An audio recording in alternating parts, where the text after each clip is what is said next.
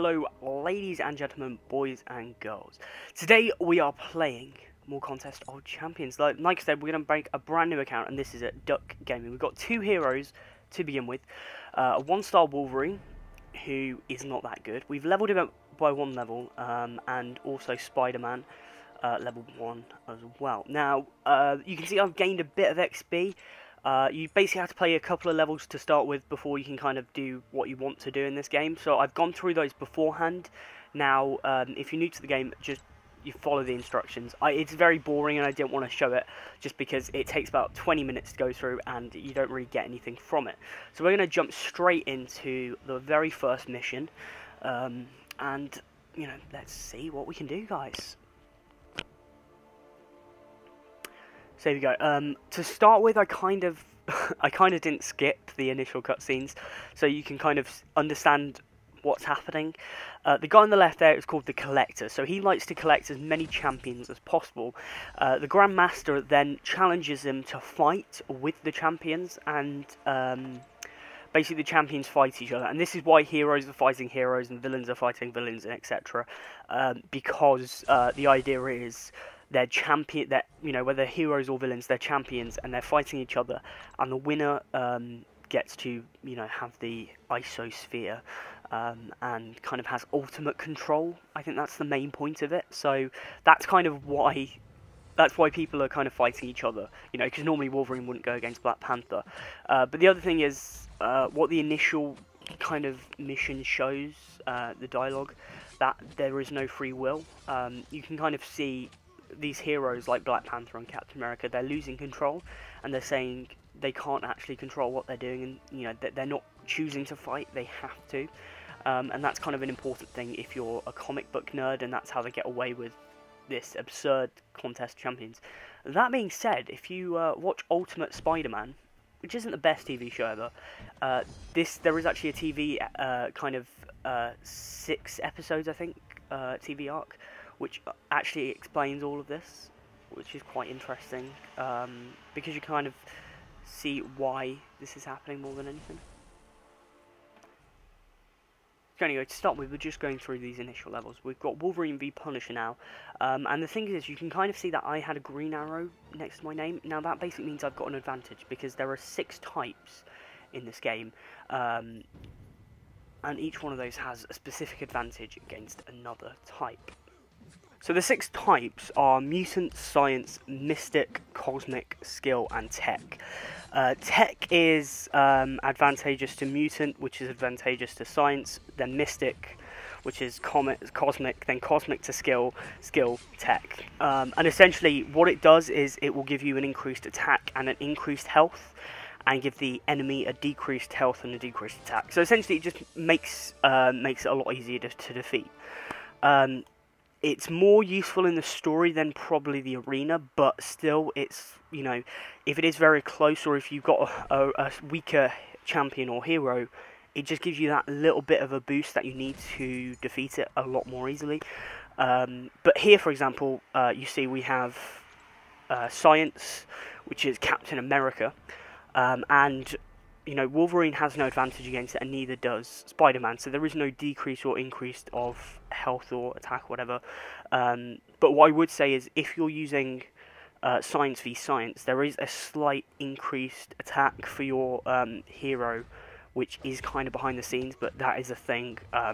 For some random reason, if you're going against the Ohm type, you do get an increased attack, but I suppose maybe because you know the weakness, I don't know, they haven't really explained why, but that is a thing.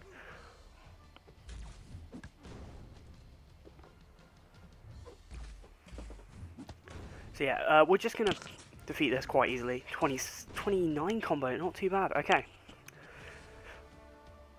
So the thing is, I'm recording the audio for this separately, and putting it on top. So it does mean I am recording the audio separately, which is a bit, yeah. So it's not as perfect. So the problem is, because I'm recording on the iPad, I've been trying to use the microphone on the iPad, but it doesn't really pick up very well.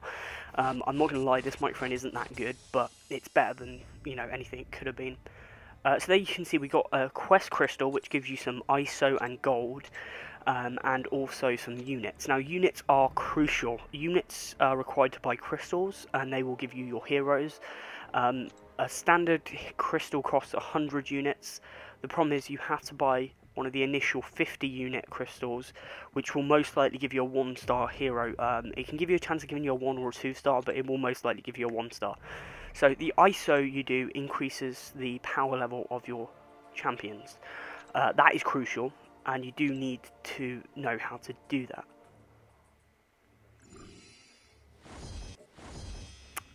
So here we go, we're just going through the next mission. Now the thing is, I have, what I did was I went through the first mission and second mission, and every time I go for a mission, I then repeat the mission and go the extra route. So what I'm going to do, and, you know, is basically skip past that. I've been trying to find a way of speeding it up, but I don't think that's going to work, so I am pretty much going to skip wherever I can. For this initial video though, I thought I might just leave in the repeat, just so you can see kind of the different things you can get, and also that the dialogue doesn't change. It's something I might leave in, might leave out. The thing is, I don't actually mind leaving in the kind of repeat stuff, because, you know, it makes no difference to me, it just makes it a lot easier to edit, but I think it's important because it shows you some of the different fights you can do, and also I use different heroes in some of the fights as well, so it basically shows you kind of a different way of tackling the same fights, really. But also, the most crucial thing is it shows you that the two different routes are different. Like the bottom route here was harder than the top route, and so it does help you. The thing is, a completion reward will generally give you 10 premium units, whereas an exploration will give you about 5 or 10 more, so 15 to 20.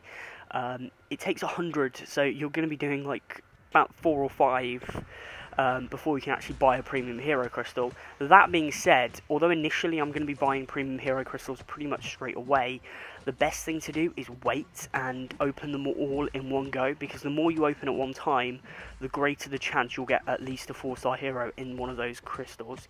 On my main account that you have seen in the previous video, I opened about 5 to 10 premium hero crystals at a time, because that will give you the greatest chance of at least getting 1, 3 or 4-star hero.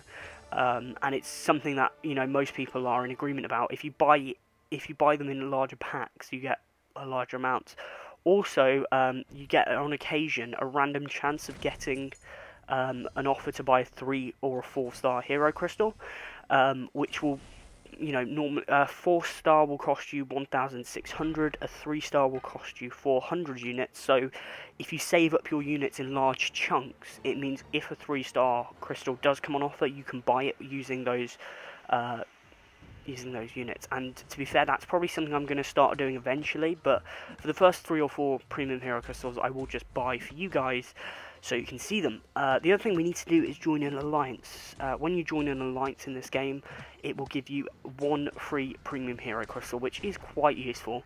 And also, if you join an active alliance, you can get some rewards from that, like ISO, and if it's a really active alliance, you might even get some premium hero crystals from that alliance, which is all but useful. Anything but not useful, I don't know. We'll just, it doesn't matter. Okay, so we got a lot of ISO here. Now, I'm hoarding the ISO to start with because I've only got 1-star heroes. And truth is, I don't want to upgrade my 1-star heroes. I want to open my 2-star hero crystals and get some of those. Now, we need to complete the third thing for that, which will take some time. Now, the third mission, the third mission takes a long time to complete, really, because it's longer than the rest, and I think at the end of this you get better stuff.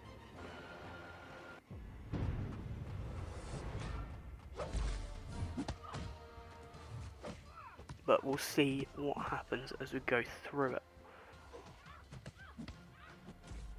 So here you can see that science has a advantageous to Mystic, which gives it increased attack, and my team rating went from about 91 to 123, so that's like What, an increase of about 33%? That's, you know, pretty reasonable and pretty good.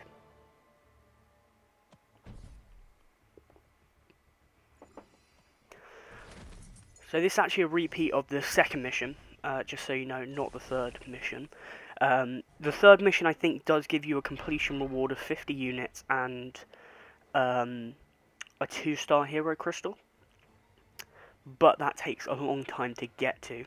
So what I'm going to do is skip to the end of these exploration, just so you know. I'll leave this fight in and then skip to the end, because at the end of the day you don't want to see all of this stuff, because it is quite boring, because, you know, after this fight all of the other fights are the exact same. So personally I just feel like there's no point of leaving them in, so we are going to just stop it there.